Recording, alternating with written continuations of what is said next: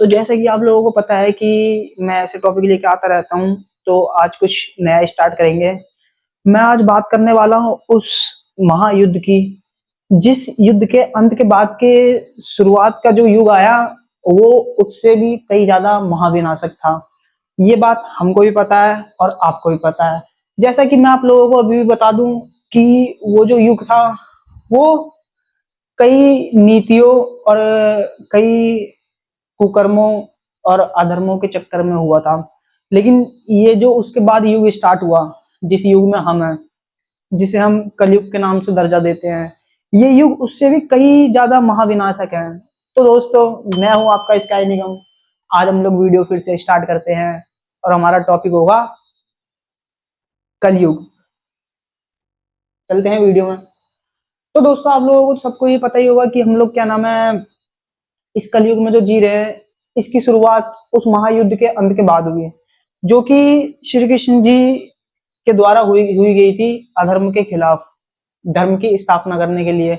जैसे कि यार मुझे एक बात ये समझ नहीं आती, चलो वो सब तो किया, धर्म की स्थापना भी हुई, लेकिन जब उन्हें ये चीज पता थी कि आगे कलयुग आएगा, इतना महाविनाशक होगा, तो मुझे एक बात ये समझ नहीं आ रही, तो वो गए क्यों? मानता हूं कि जो इस धरती पे आया है वो जाएगा भी, लेकिन ऐसा क्यों?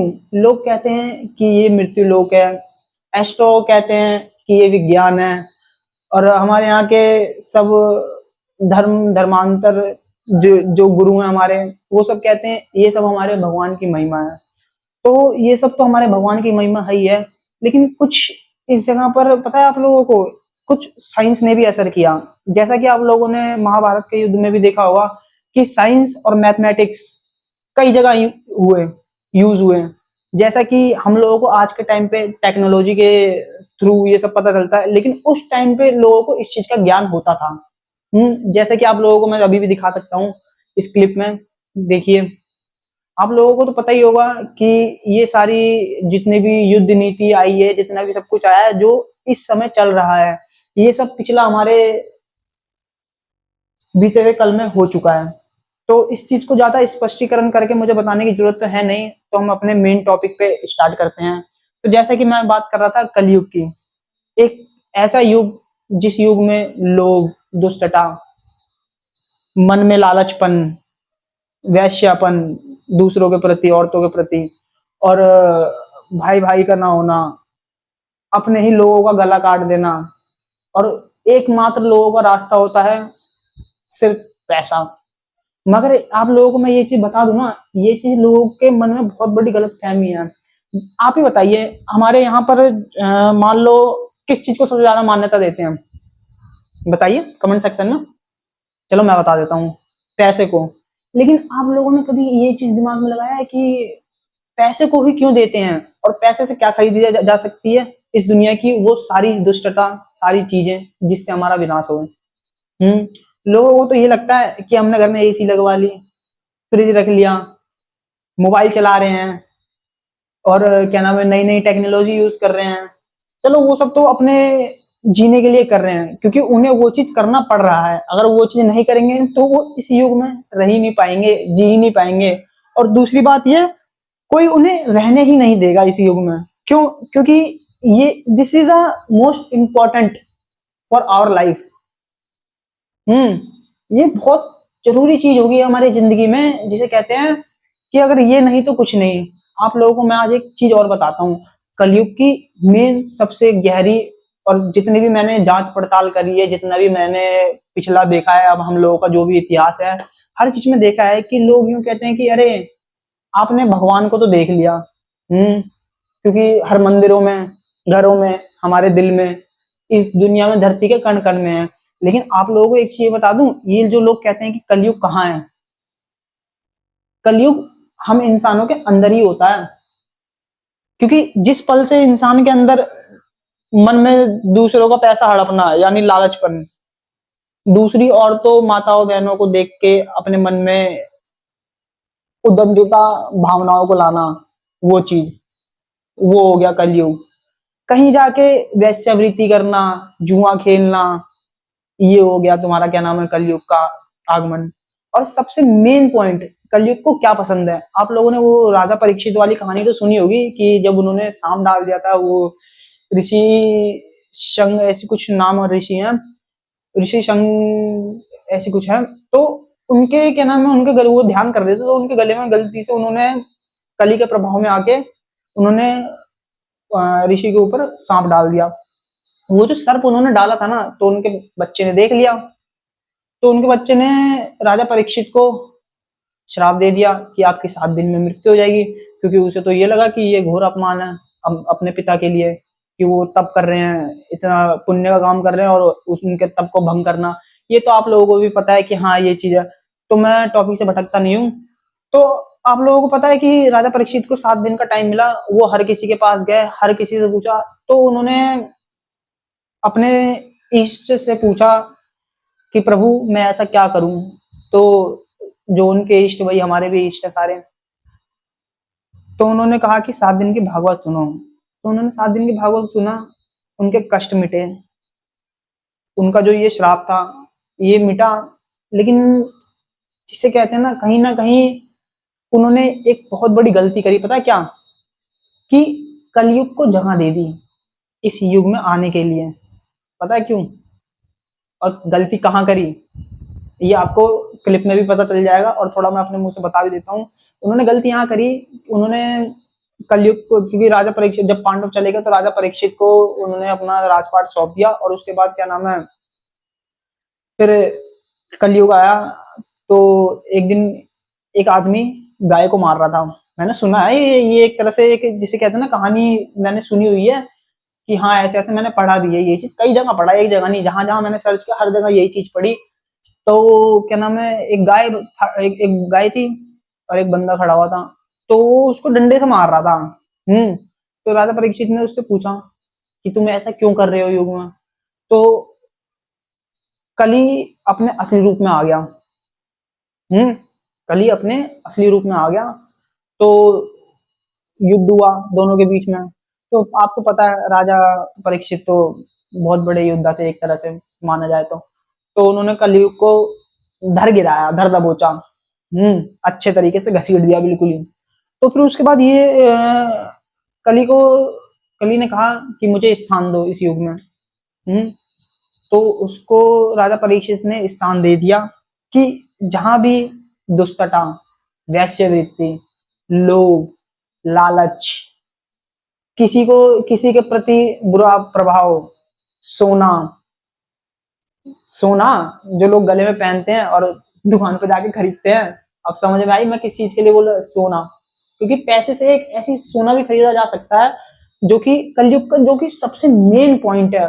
और आज के टाइम पे आप लोगों ने तो देखा ये कि सबके लिए सोना बहुत जरूरी है। वो सोना नहीं, गले में पहनने वाला सोना, गोल्ड, गोल्ड। उस गोल्ड के लिए लोग न जाने क्या क्या कर रहे हैं, कितनी खुदाई कर दी, कितने फीट नीचे जमीन में खुदाई कर दी। वो उनको अगर सोना मिले तो वो दूसरे प्लेनेट पे भी जाके अपना झंडा गाड़ दें और कह दे कि हाँ ये हमारा है, यहाँ से सोना मिला।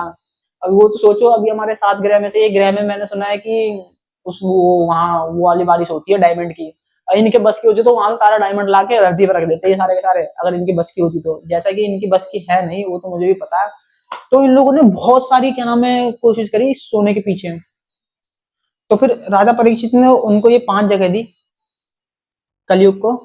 और उसके बाद से आप लोगों को तो ये चीज पता है, राजा महाराजा को सोना चांदी पहनने का तो बहुत ही एक अलग ही, मतलब एक तरह से उनका होता है ना पहनावा, वेशभूषा होती है उनकी अलग तरीके से कि हाँ ये लगे ये राजा है, वरना तो सब बराबर ही होगा। तो कलयुग को मौका मिल गया और उस दिन से प्रारंभ हो गया। पांडव सारे चले गए स्वर्ग की ओर, श्री कृष्ण जी भी पैरों में बाण लगा वो भी चले गए अपने द्वारिका, मैं द्वारका कह रहा हूँ, वैकुंठ धाम।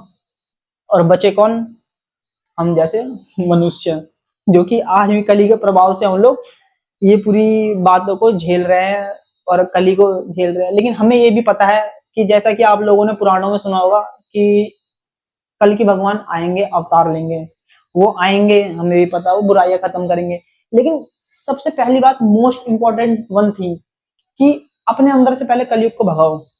भगवान तो सिर्फ हमको आके बता सकते हैं, ये तो है नहीं कि उन्होंने हमारे सर पर हाथ रखा और हम कलयुग के प्रभाव से दूर नहीं, उसको हमें हराना पड़ेगा कलयुग को। क्योंकि अगर हमें इस पूरे संसार को सतयुग में बदलना है, राम जी के युग में बदलना है, तो सबसे पहले हमें बदलना होगा।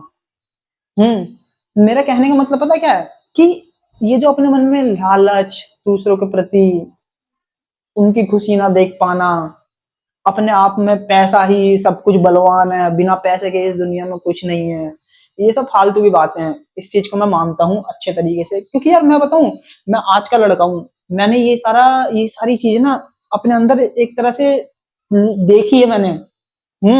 मैंने अपने शरीर के साथ बहुत खेला है, जिसे कहते हैं बहुत खेला है हर चीज को लेके।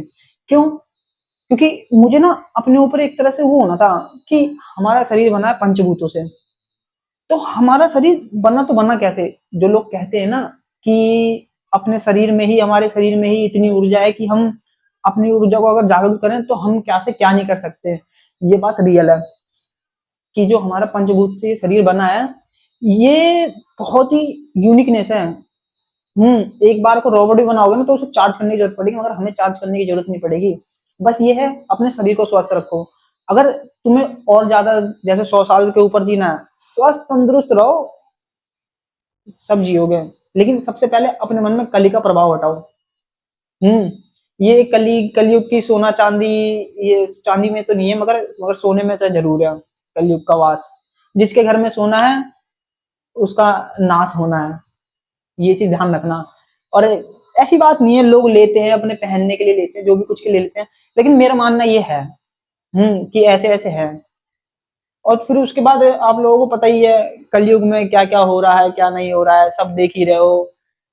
गाय गाय भैंसे रोडों पे आ रही है, जानवर रोडों पे आ रहे हैं, पक्षी तिलमिला रहे हैं, जमीन में हलचल हो रही है। जैसा कि सब कुछ एक भविष्य मालिका है जो कि बहुत पुरानी है। मैंने भी उसके बारे में सर्च किया, मुझे भी पता चला कि हाँ ऐसा ऐसा है। अब एक बात बताओ, इतनी पुरानी चीज अब जाके सच हो रही है, वो पता है क्यों हो रही है? वो लोगों की वजह से हो रही है, क्योंकि वो तो भविष्य मालिका में लिख दिया है कि हाँ ऐसा होना है। तो तुम लोग ऐसा क्यों बन रहे हो जब तुम्हें हर चीज पता है फिर भी कि हाँ ऐसा होना है? तो उस चीज को सही करने की कोशिश करो ना। मगर आज के टाइम पे मैं बताऊं, ये जो सब कुछ चल रहा है ना, A to Z, जितने भी ये जो पूरे देश चला रहे हैं, जो भी चल रहा है, इनको ये नहीं पता ये बाहर की जड़ें मजबूत कर रहे हैं, मगर इनके जो अंदर कीड़े हैं ना, वो इनके पत्ते और फल खाए जा रहे हैं। और इनको एक दिन ये पता चलेगा कि इन्होंने जड़ें तो मजबूत कर दी, अंदर तो फल ही नहीं हो रहे। समझने वाला समझ जाएगा मैं क्या कह रहा हूँ। मगर ये चीज है कि अब देखते हैं लोगों को क्या हो पसंद आता क्या नहीं आता। मगर महाभारत वाले सीन तो कतई गजब ही था। अब हम अगली वीडियो में बात करेंगे महाभारत के मोस्ट विलन, जो कि किसी को भी हरा देते हैं, और मोस्ट हीरो, जो कि हर किसी से जीत जाते हैं। तो दोस्तों, वीडियो को like comment share and subscribe जरूर करना। मिलता हूँ अगली वीडियो में। Love you. जय श्री राम।